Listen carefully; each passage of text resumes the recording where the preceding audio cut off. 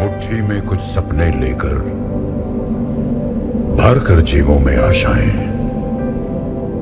दिल में है अरमान यही कुछ कर जाएं। હેલો ફ્રેન્ડ્સ, પાર્ટ 2 ની અંદર તમારા સવાલોના જવાબ હું આપીશ।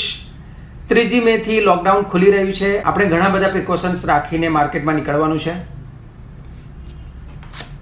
આજનો સવાલ છે, સુનિલ સિંહ ઠાकुर जी અમને પૂછી રહ્યા છે, आने वाले समय में भारत कैसे बुलंदी छू सकेगा? चीन पर अब किसी देश को भरोसा रहा नहीं।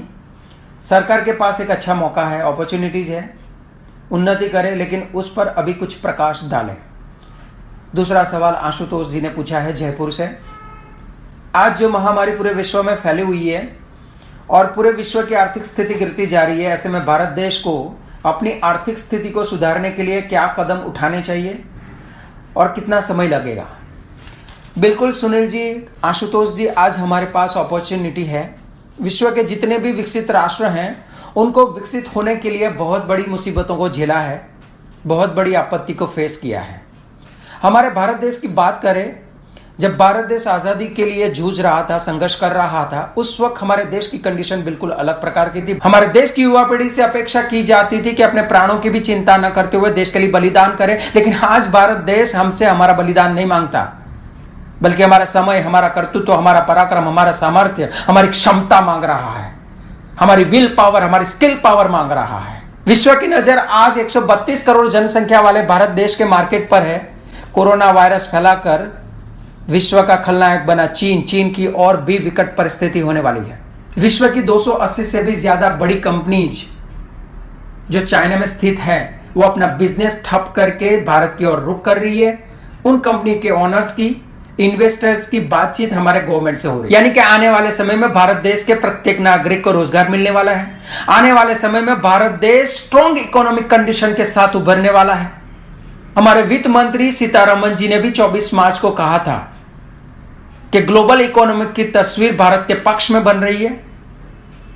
विश्व के इन्वेस्टर्स का विश्वास भारत के प्रति बढ़ा है। पिछले कुछ सालों के आंकड़े देखे जाए तो सन 2014-15 में भारत देश के अंदर 2000 अरब डॉलर का इन्वेस्टमेंट आया था। उसके बाद सन 2018-19 में 2700 अरब डॉलर का इन्वेस्टमेंट आया। फिर 2019-20 के अंदर 2900 अरब डॉलर का इन्वेस्टमेंट आ चुका।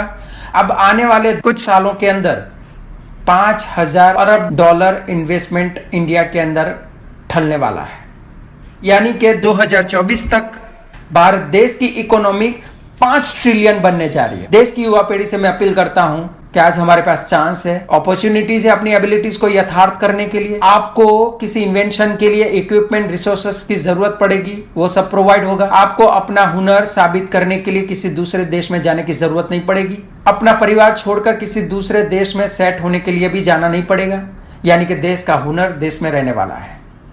आज हम मानते हैं भारत देश महामारी के संकट से जूझ रहा है। हमारी लाइफ चुनौतियों से भरी है, लेकिन इनका सामना करने के लिए हमें ही आगे आना पड़ेगा, क्योंकि जितनी बड़ी मुसीबत होगी उतनी ही बड़ी सफलता हमें मिलने वाली है। और आज हम भी कहते हैं, महामारी से जूझेगा इंडिया, तभी तो नई राह चिंधेगा इंडिया। झुक झुक कर सीधा खड़ा हुआ, अब फिर झुकने का शौक नहीं, अपने ही हाथों रचा स्वयं, तुमसे मिटने का खौफ नहीं।